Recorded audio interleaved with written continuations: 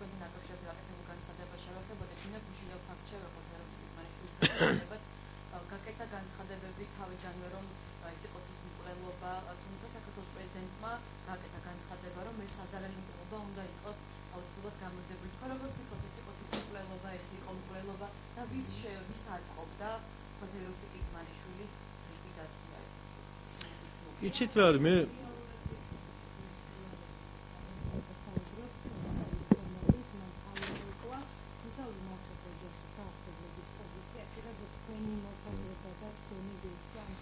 მე ნამდვილად რამე ესეთ ვერსიას ვერ გამოვკვეთავ, პირველ ყოვლისა მინდა ოჯახს მიუსამძიმო, რომ წუხარება გამოთქვა ეროსი კიცმარიშვილის გარდაცვალებასთან დაკავშირებით. ნამდვილად არ ვფლობ რაიმე ისეთ სახის ინფორმაციას, ერთადერთი მე შემიძლია გითხრათ, რომ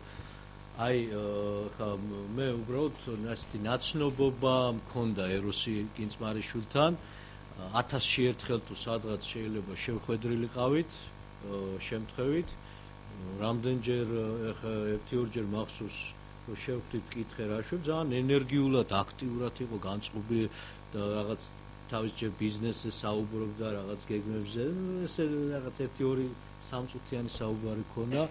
მერე რასაც მე ტელევიზიით უყურებდი მას, ხა არჩევნების წინა პერიოდშიც და არჩევნების შემდგომაც ტელევიზიით ნამდვილად არტოვებდა ეს კაცი რაღაც დეპრესიაში მყოფი ადამიანის შთაბეჭდილებას.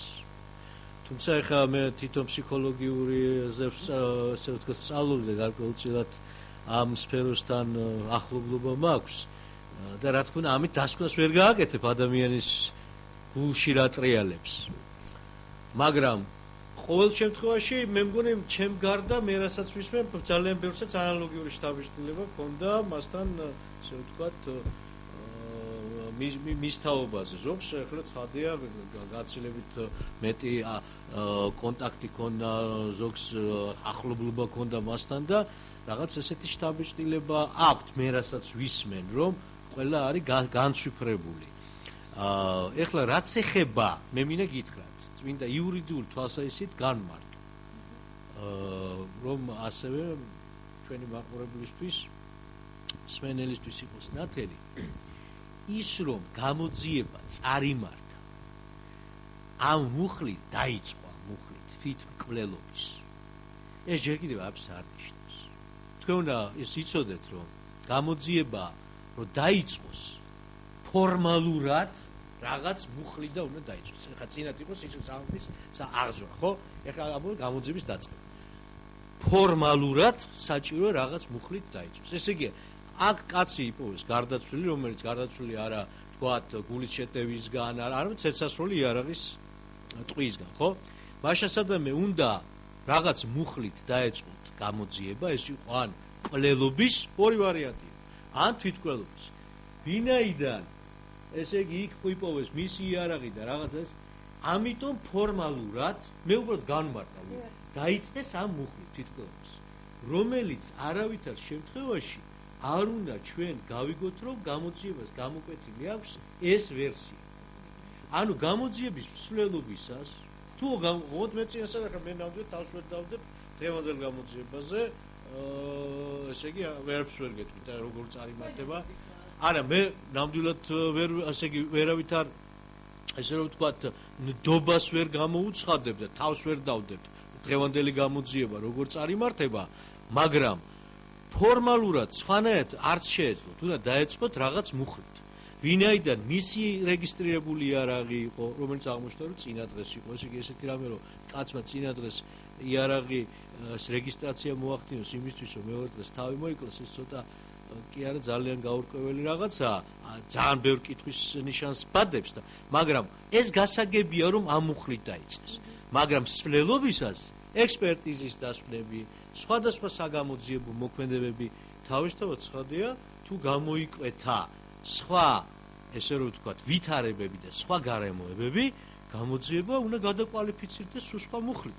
ანუ ეს არაფერს მეგეუნები წმინდა იურიდიულ თვალსაზრისით ხელს არ უშლის, მაგრამ როგორ წარიმართება სინამდვილეში გამოძიება, ამას ნამდვილად მე ვერ გეტყვით რამდენად ობიექტურად. რა იმალებოდა ყველაფერი ამის უკან ამ ფაქტის ეროსიკი ძმარიშვილის ესე ვთქვათ სიკვდილის უკან ნამდვილად ბნელით მოცული ამბავია ესა განსაკუთრებით ესე ვთქვათ ვიმეორებ ბევრ კითხვის ნიშანს ბადებს ის რომ იარაღი აღმოჩნდა რეგისტრირებული წინა დღეს მე მინდა გითხრათ რომ ხო იარაღის აღმოჩნდა რეგისტრირებული იცით რა არის მე რამდენადაც ხვდები არა ვადა გახანგრძლივება არამედ რეგისტრირებაზეა ლაპარაკი და არა ვადის გაგრძელებაზე არა ხო ანუ ახლა რა ხდება ადამიანი მიდის ყიდულობს რეგისტრაციას ახდენს იარაღის ხო იმისთვის რომ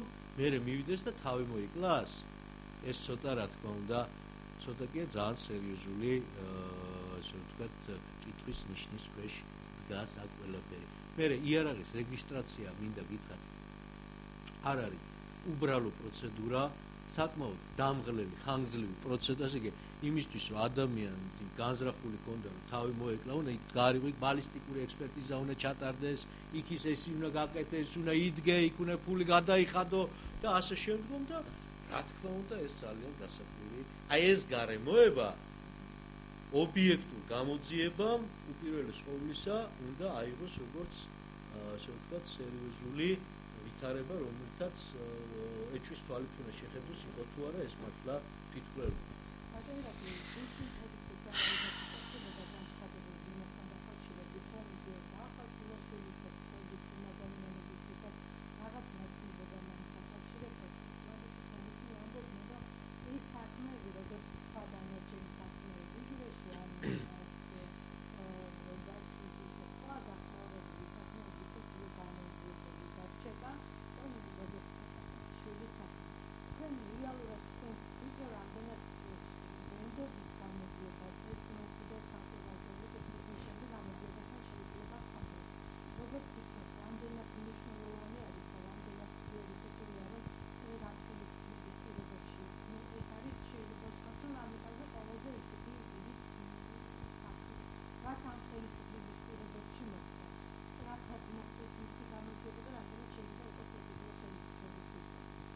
რა თქმა უნდა ეს ძალიან მნიშვნელოვანი საქმეა დღევანდელი ხელისუფლებისთვის მისი ეს ვთქვათ პრესტიჟის საქმეა რომ ეს უნდა იქნას გამოძიება გაჩერება სწრაფად და გამოძიება უნდა დასრულდეს იმ ასე ვთქვათ დასკვნით რომელიც იქნება ნამდვილად დამაჯერებელი ჩვენი საზოგადოებისთვის და საზოგადოებაში რა თქმა უნდა ჩდება და შეიძლება გაჩნდეს კიდევ ბევრი კითხვა და უნდა იყოს დამაჯერებელი იმიტომ რომ უკვე ჩვენ ხედავთ რა ტრადიცია არის დამკვიდრებული წლების განმავლობაში საქართველოში განსაკუთრებით წინა რეჟიმის მიერ, როდესაც უამრავი საქმეები შეგნებულად იყო გამოუძებელი, მაგრამ სამწუხაროდ მე აღმოჩნდა რომ ეს საქმეები გადმოეცა რა ახალ ხელისუფლებას, კვლავაც გამოუძიებელი, ესე ვთქვათ, დარჩა. გამოძიების რესურსი როგორ არ არსებობს? მე მინდა გითხრათ რომ რესურსი თუ როცა სამართალდამცავი ორგანო და გამოძიება მოინდომებს ამის თუ ეხლა დღეს დღევანდელ გამოძიებლებს რამე უჭით თავისი მის გამო ახალგაზრდები არიან ან რაღაცისა არსებობენ ძალიან გამოცდილი გამოძიებლებიც სხვებიც შეუძლიათ კონსულტანტებად მიიწვიონ შემიძლია ურჩიო კიდევაც არა ეხლა ამაზე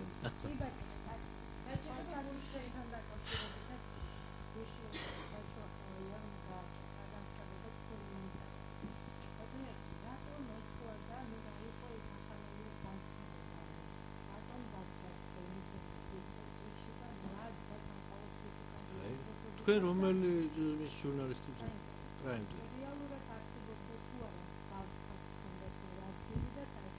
აი ხო ხედავთ თქვენ თვითონ ისე როგორც ჩემი გული ყველას სწორედ კითხვა აწუხებს ეს და განსაკუთრებულები არიან რა ხდება რომ აი ეხლა 2014 წელს მე ციხიდან გამოვედი 2008 წელს 2014 წელს უცებ ესე მოულოდნელად ესე ვთქვათ აი ეს ჩემ მისამართით რაღაც კამპანია დაიწყო და აი უცებ ესეთი ყოვლად აი აბსურდული განცხადება ბოდვასაც კი არ უწოდებ. იცით რა, როცა ადამიანს გინდა რაღაცაში ცილი დასწამო, ხო? ისე უნდა გააკეთო რაღაცა ცოტა ლოგიკა, ვიღაცა რომ მართლა დაეჭვდეს, რაღაცა იფიქროს, რომ მართლა ესე ხო არ იყო, ხო? მაგრამ ნუ ეხა ახალა ეს ინტელექტი რა მდგომარეობაშია გასაგებია და ეს საერთოდ მინდა გითხრათ ერთი რაღაცა, ჯერ აქედან დავიწყო. ახლა მე ვხედავ რას, რომ აშკარად გარკვეული ძალების მხრიდან არის მცდელობა ააგორონ კამპანია ჩემ წინააღმდეგ. ეს არის ფაქტი. დღეს თქვენ კიდევ ნახავთ, მთელი ამბავია, რომ ვითომ მე მას მერე დავემუქრე, ვითომ მე ვემუქრები ახალაიას ოჯახის წევრებს. ეს გავრცელებულია ახლა სხვადასხვა ასე ვთქვათ Facebook-ებზე და სააგენტოებში. ეხლა ეს თემა აგერებული, რომ მე ვემუქრები და ესე იგი ამაზე არის ახლა ოჯახის წევრებს და იქ მითებულია ესე იგი რომ ოჯახის წევრი არის მისი მეუღლე, მისი 2 წლის შვილი და მე ვარ ესეთი ასე რომ ვთქვათ ვიღაც მონსტრი, რომ ესე იგი პირდაპირ ვემუქრები მისი ოჯახის წევრებს, რომ ახალაიას თითქოს და აი მე შენ ვერ მოგწვდები ციხეში, მაგრამ აი აქ ხო არიან შენი ოჯახის წევრები და ასე. აი ახლა ეს ამას დაემატა აი ეს ძირთად უფრო აქეთკენ მიდიოდა ეს ყველაფერი, ჩემთვის ეს გასაგებია. ანუ ეს არის მცდელობა ააგორონ დიდი, მაგრამ ძალიან უნიჭო კამპანია, პირდაპირ გეტყვით, ჩემ წინააღმდეგ. ცხადია ამის უკან დგას რაღაც პოლიტიკური ძალების, პოლიტიკური ინტერესი და мотиваცია. მე ახლა ჯერ აღარ დავა კონკრეტულად. ეს რაღაც სამომავლო გეგმებთან არის დაკავშირებული. ხო, არ ვიცი, აი მე არ მინდა ჯერ ამაზე ლაპარაკი, მაგრამ ეს არის რაღაც სამომავლო გეგმებთან დაკავშირებული, მათ გარკვეულ ესე ვთქვათ შეშფოთებებთან დაკავშირებული, გარკვეულ მათ პოლიტიკურ мотиваციასთან დაკავშირებული. ეს არის ფაქტი, ეს არის ინტერესი კონკრეტული გარკვეული პოლიტიკური ძალის, მაგრამ დაიწყეს აი ესეთი ჯერ უნიჭო ესე ვთქვათ სულელური განცხადებით ახალაიასი, რომელზეც ახლა თვითონ ფიქრობს, რომ ალბათ ესეთ სისულელი რა მათქმევინაო, მაგრამ მე ეხლა უკვე გადაყავთ, უნდათ გადაიყვანონ უფრო სერიოზულ რაღაცაში, რომ მე თითქოს და ეხლა ალბათ მიმართავენ უკვე შინაგან საქმეთა სამინისტროს, როგორ მუქარა და რატო თქვენ ზომებს არ იღებთ, გამიგეთ როგორ საიტკენ მიყავთ საქმე. ეხლა რაც ეხება იმას, ეხლა თქვენ თუ ის თემა გაინტერესებთ, რაც ახალაიამ თქვა, მე გითხრათ ერთი რაღაც. ესე იგი, ჩემი საკმაოდ ხანგრძლივი გზამა გავლილი ჩემ ცხოვრებაში, მათ შორის პოლიტიკაში რა. ბევრი რამით ვამაყობ, ბევრ რამეს კრიტიკულად ვუყურებ ჩემ. ორი რამით, რითაც განსაკუთრებით ვამაყობ მე და ჩემი მეგობრები, ახლობლები არის ერთი ის, რომ ვიყავი ეროვნული მოძრაობის ლიდერი და მეორე როგორ ვიჯექი მე ციხეში. ეს იყო მაგალითი და ყველას კარგად ახსოვს ჩვენ საზოგადოებაშიც. და ასევე განსაკუთრებით შეგიძლია გაიკითხოთ პატიმრებში, ვიტომ ქონა იქ თქვათ საკმაო ავტორიტეტი. როგორც მაგალითი უკომპრომისობის, შეუვალობის, როდესაც მე ესეთ მძიმე მდგომარეობაში, ესეთი მძიმე ბრალდების და განაჩენის პირობებში შემომთავაზეს ოფიციალურად ჯერ საპროცესო შეთანხმება. სასამართლოზე ვირაკუც გაუშვებთო ეგრე, უყონთო აი საპროცესო შეთანხმება, ფულიც არ მინდა. და რა თქმა უნდა მე ზიზღით უარი ვთქვი ამას. მერე იქ მომიგზავნეს ხალხი ციხეში მოვინეშვა. თქვენსო სააკაშვილი იძახისო, პატარა წერილი დაწეროს ჩემ სახელზე შეწყალოთ, როგორ მე შეწყალების წერილს დაუწეს სააკაშვილი, აქეთ უნდა დამიწეროს შეწყალების წერილი.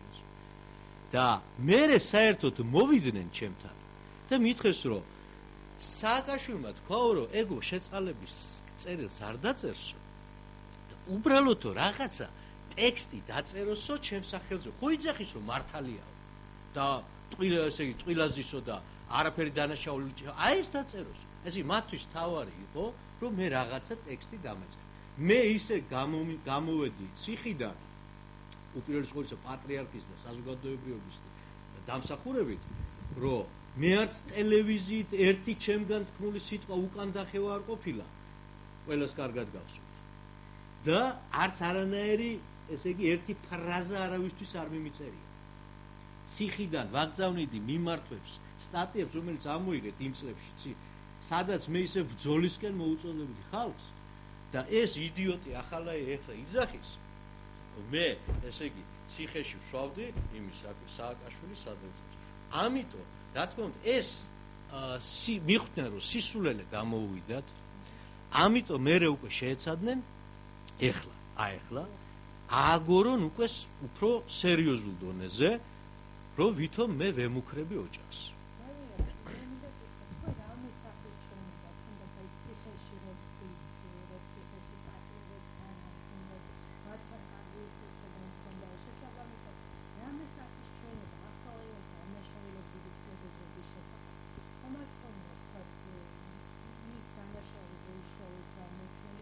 პირადად მეჩვენება, არ ჩვენება.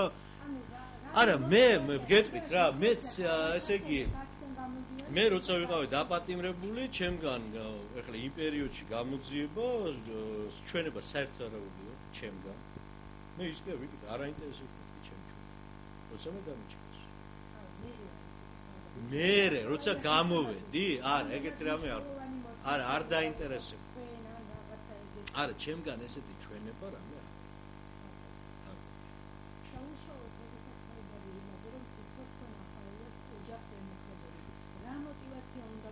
ემუქრება ვითომ ეხლა ხო არა რა მოტივაცია ესე იგი ნუ ეხლა უნდათ წარმოაჩინონ თავი რაღაც ჩაგრულებად და ეს ერთია მაგრამ ამ შემთხვევაში ახალაიას ოჯახი და ის ხალხი ვინც ეხლა ამებს ახმაურებს და აი მთელი კამპანია უკვე დაწყებული ისინი არიან იარაღი პირდაპირ გეტყვით ეს ნათელია ჩემთვის ისინი არიან იარაღი გარკვეული პოლიტიკური ძალის და შეიძლება ძალების ხელში.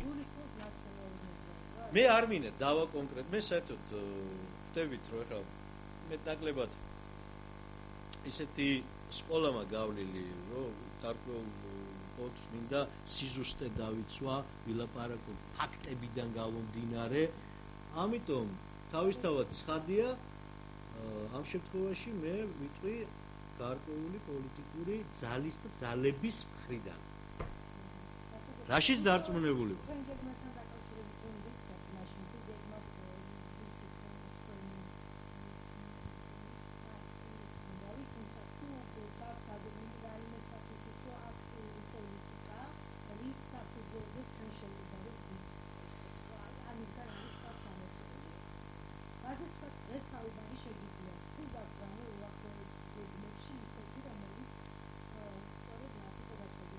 უახლოესი გეგმები იქნება გეგმებს ნამდვილად ვერ გაგაცნობ პირდაპირ გეტყვით გეგმები არის ჩამოყალიბების პროცესში სტრატეგიაც ჩამოყალიბების პროცესშია და რამდენად მოხდება ესე რომ ვთქვა ამ გეგმების შესაბამისად სულ უფრო და უფრო მეტი გააქტიურება ჩემი და ჩვენი მხრიდან ეს თქვენთვის თვალნათლივი ვარ.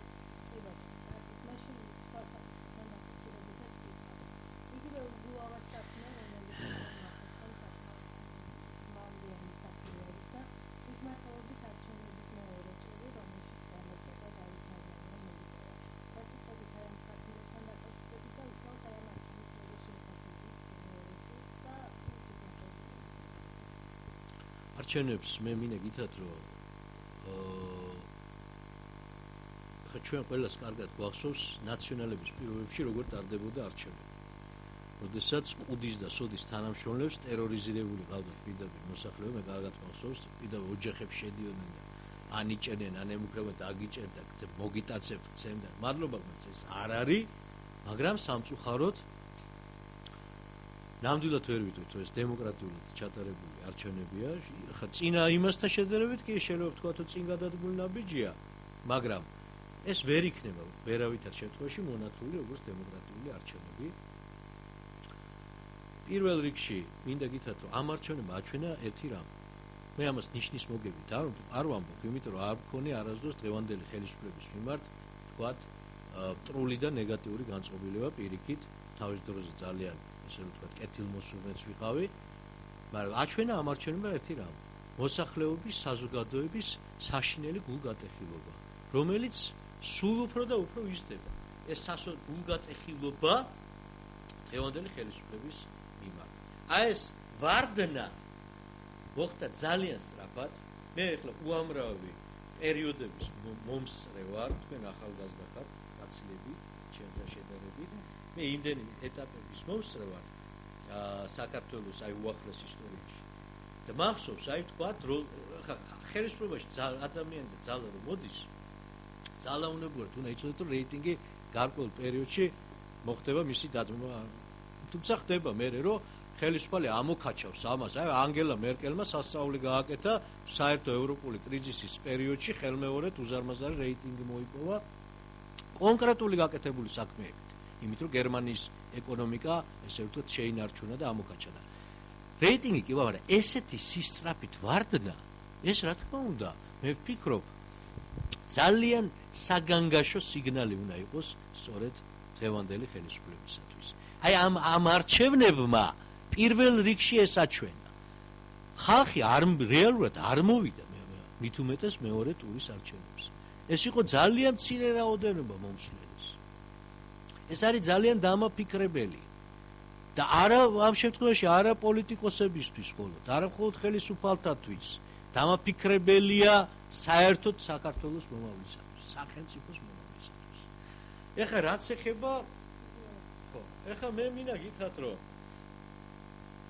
საერთოდ მე ქრისტიანი კაცი ვარ და ვიცი რა არის პატიმრობა,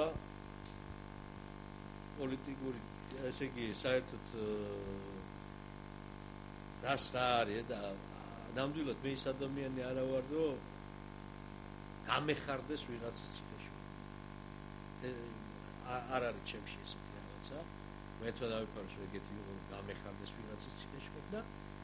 მით უმეტეს ისეთი თუნდაც ისეთი ადამიანის, თუნდაც, როგორც არის გიგი უგულავა, რომელიც მე მახსოვს, როდესაც მე დამიჭირეს, გახარებული, ესე იგი, ყიროდა და ერთ ამბავში იყო ჩემ დაპატიმრებასთან, მე ძალიან ჩემ ოჯახს ახსოვს ძალიან კარგად. მიუხედავად ამისა, მე არ მაქვს ეგეთი დამოკიდებულება. რა თქმა უნდა, ესე იგი, ასეთი უნდა იყოს ქრისტიანული მიდგომა, მაგრამ ერთი რამ მინდა გითხრათ. აქ არის ორი ასპექტი აქვს, ესე ვთქვათ, ამ ვითარებას. ერთი მხრივ, უამრავი დანაშაულებრივი ქმედება და ფაქტი არის სახეზე, რომელთან კავშირშიც იკვეთება, რა თქმა უნდა, ყოფილი ქალაქის. მე ახლა არ ჩამოვთვლი დაწყებული ქალაქის ბიუჯეტის თანხების მითვისება გაფლანგვიდან და ასე შემდგომ და კიდევ უამრავ სხვა ფაქტთან დაკავშირებით, მაგრამ მეორე მხრივ და გიგი უგულავას დაპატიმრება თუ უნდათ, მე ვფიქრობ, გაცილებით ადრე შეეძლოთ ამის გაკეთება. არჩევნებამდე გაცილებით ადრე. არჩევნებამდე გაცილებით ადრე შეეძლოთ ბევრი იმ ადამიანის პასუხისგებაში მიცემა, რომელთა კავშირი იკვეთება მთელ რიგ დანაშაულებრივ რეზონანსულ საქმეებში. მე ახლა არ ჩამოვთვლი ამ უამრავ საქმეებს. მთელი საზოგადოება 2012 წლის შემდგომ წესენი მოვიდა ხელში ლაპარაკობენ, რატო იწელება, რატო არ ხდება სამართლობის აღდგენა, რატო ხელს არავის არ ახლებენ და იგივე უგულავასთან დაკავშირებით ეს ლაპარაკი. მაგრამ რა თქმა უნდა, როდესაც შენ აპატიმრებ მეორე ტურის წინ ადამიანს, რომელსაც აქვს სტატუსი მიღებული შტაბის უფროსის, არჩევ. შენ ამით საბაბს აძლევ, შენ მოწინააღმდეგეს, რომ მან, ესე იგი, ამით მერე ისპეკულატი. აი, ამაზე ლაპარაკი. ძალიან დიდი მადლობა.